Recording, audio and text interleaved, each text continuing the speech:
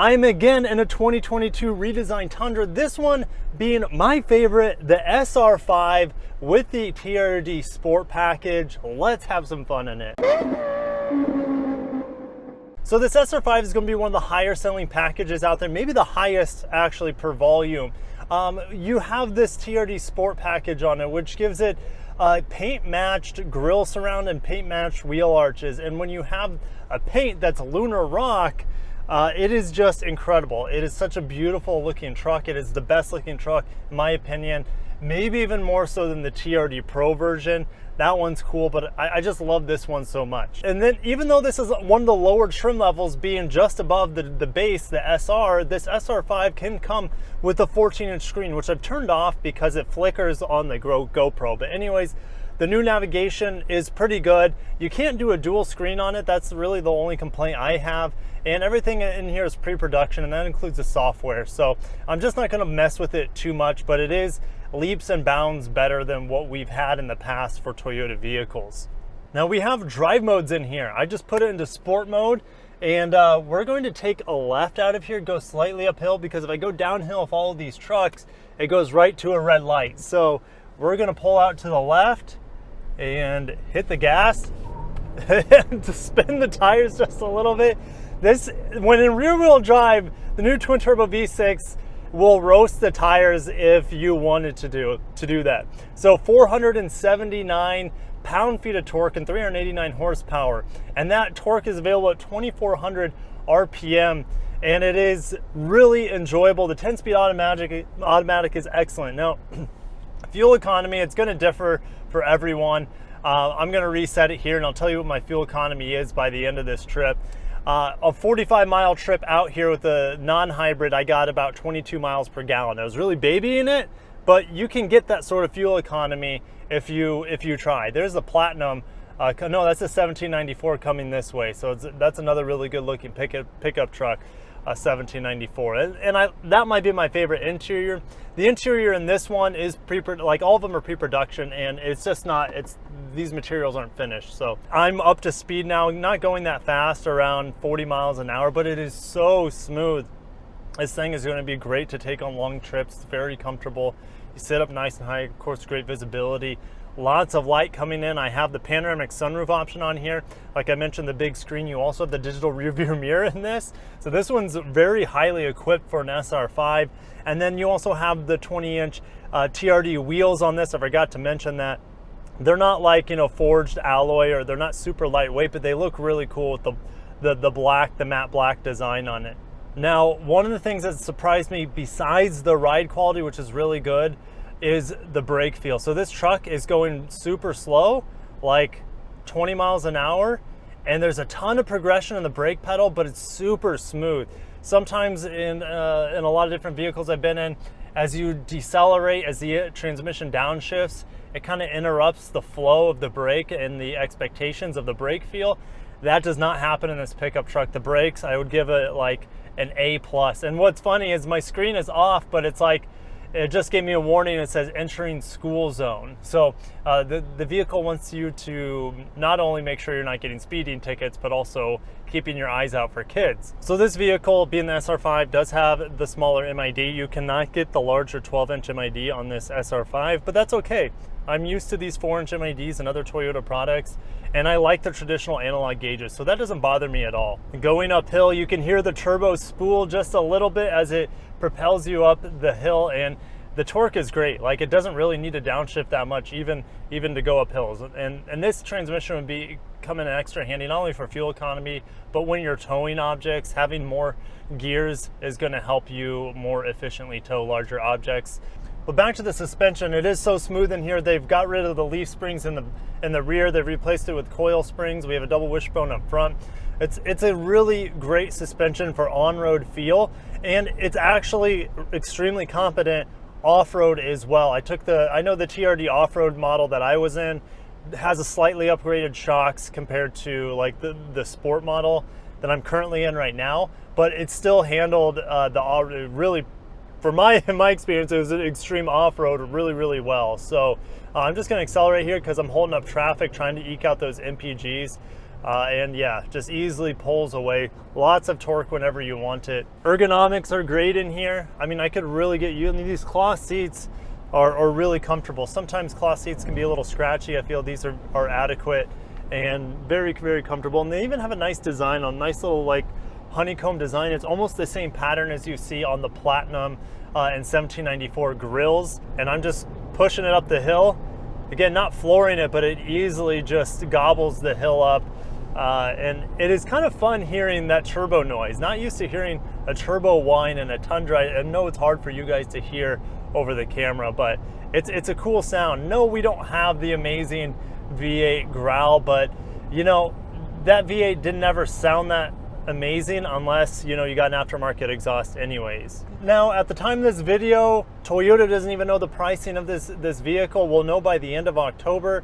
Availability for the non-hybrid is going to come in December, and then hybrids will start coming around in the spring. So definitely stay tuned for more information on the new Tundra. But I feel like this SR5 is going to give people the cool looks of the truck that they want, and give them a lot of the amenities that they would want as well. The fact that you can get the large screen and the panel roof in the SR5 when the lower trims is pretty cool, and shouldn't cost you an arm and a leg like the Platinum or the 1794. Yes, those have much nicer interiors, but to be honest, like, I could happily live with the cloth seats, but everyone's different, and that's why they have so many different grade levels. Yes, just a masterful execution of the brakes, even in pre-production form. So very happy with the brake feel here.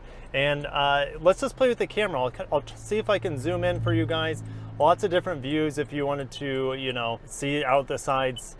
Here, ooh, a bed look. So this is really cool. This is that camera look that's going to help you a lot with your towing your obstacles behind you. So I'm not used to seeing a bed camera. That's pretty neat. So we'll just leave it there, but I'm going to take auto off, because what auto does is auto will turn the camera on every time you get in a low speed situation, and I just don't like it. It cuts in and out. I've never liked it on Toyota products. So yeah, I'm happily turning the auto off there. Now, what's also new in the Tundra is a start-stop feature. It's been off for 10 seconds and counting. The engine will turn itself off to save gasoline, something that the V8s couldn't do. So that's a new feature. And it's really, in the background, I didn't even know the engine was off. The MID had a little notification there telling me that, that the gasoline engine turned off. And then when it started back up, it doesn't shake the truck or anything like that. So it is well cushioned inside of the engine bay. Nice little straightaway. We're just going to punch it. And yes, instant power. There's 55. It's more power. It's not quite as rambunctious as the old V8 that like to rev really, really high to get that power. Now you get that power much lower in the rev range. Peak horsepower, like I said, 389 horsepower, peaks around 5,400 RPM. So it still can rev and get power, but it kind of redlines right before 6,000. So it's not as rev happy as the old V8s. Yeah, you get that torque really low down in the rev range, so you don't really need to rev it out in most situations. This new Tundra is 20% more aerodynamic, which is going to help with fuel efficiency. Like I said, 20 miles per gallon in this twin turbo V6, and the jury's still out on the hybrid. But in my experience with the hybrid, it doesn't feel all that much more powerful, as well as it doesn't feel like it, at least on the trip computers, and everything's pre-production, so I don't even know how accurate the trip computers are, but I was getting about 20 miles per gallon in the hybrid.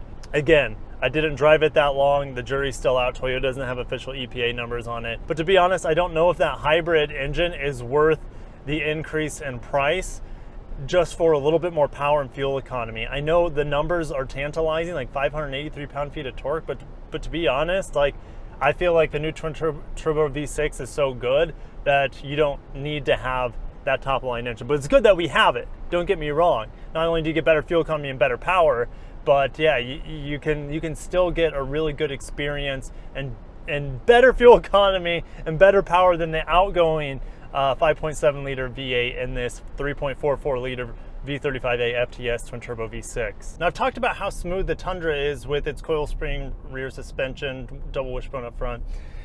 So that's a big upgrade but also the ride noise in here is very minimal, especially if you're under 60 miles per hour. It's very, very quiet.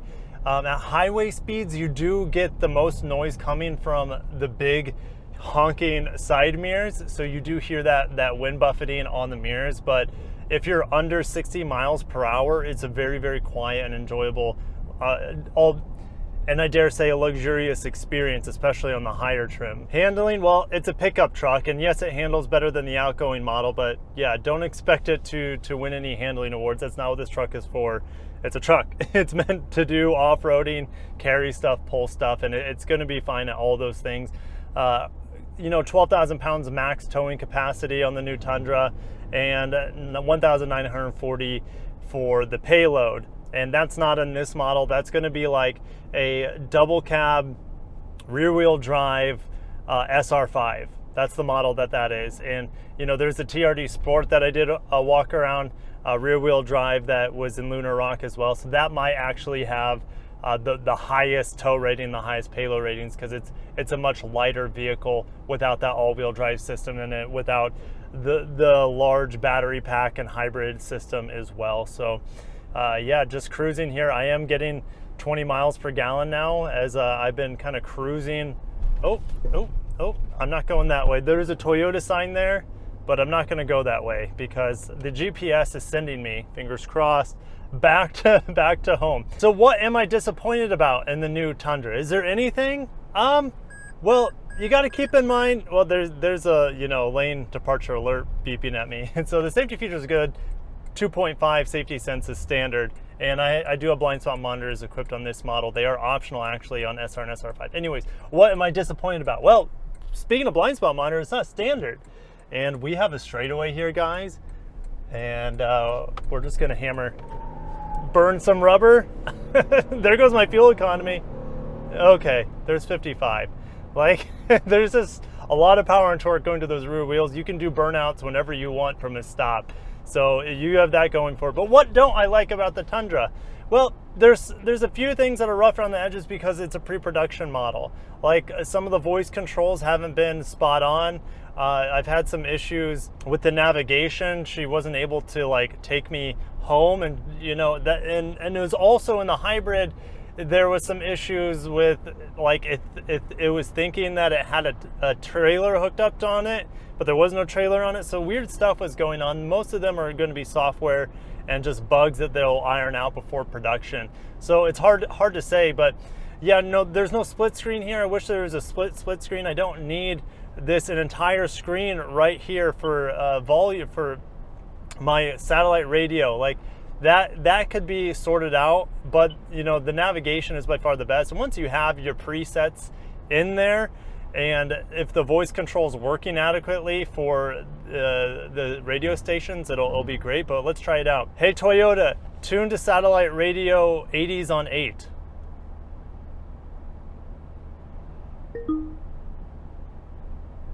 See, it did it. It did it in this truck, but it wasn't doing it on the hybrid. So I had some issues with that hybrid with more than one thing, but it's not the hybrid's fault. It's just a pre-production model. So yes, it's actually working properly on here. Everything seems to be, everything, no tuning knob. That's a small gripe as well, but I don't need this USB cord outlet here. I have wireless Apple CarPlay, wireless Android Auto. Sometimes I prefer to plug it in because it's a more secure connection, but this could have been moved somewhere else too. So, no tuning knob, where they could have easily, and I'm going off-road here, they could have easily had a tuning knob on this side. It's very far out of reach, but it's better to have a tuning knob than not, and I don't need an extra USB port there. But to be honest, with such short time with the Tundra, it's hard to find a lot of things to complain about because I'm just overwhelmed with the amount of improvements and refinement in a new vehicle. This vehicle's not even in production yet, and it feels very, very well refined in most of the models I've driven, and everything, the fit and finish is there, the build quality seems to be there, and yeah, it's a Toyota, so what do you expect? The drivetrain, oh, that is gorgeous. You guys can't see that, but that is a Canyon, in the hills, so I'm not used to seeing that beauty or elevation changes in Florida. Different type of paradise. But anyways, guys, I'm gonna end it there. I could talk about the Tundra at length, and I already have. This is my last video on the 2022 Tundra, at least until we get official pricing, packaging, options, accessories, fuel economy, all that good stuff. Definitely check back on the channel late October. All that information should be communicated by then, as this vehicle goes on sale late 2021 and the hybrid goes on sale in spring of 2022. But anyways, if you enjoyed today's video, as always, smash the like button, subscribe for more Toyota news and reviews. I'll catch you in the next one. Peace out.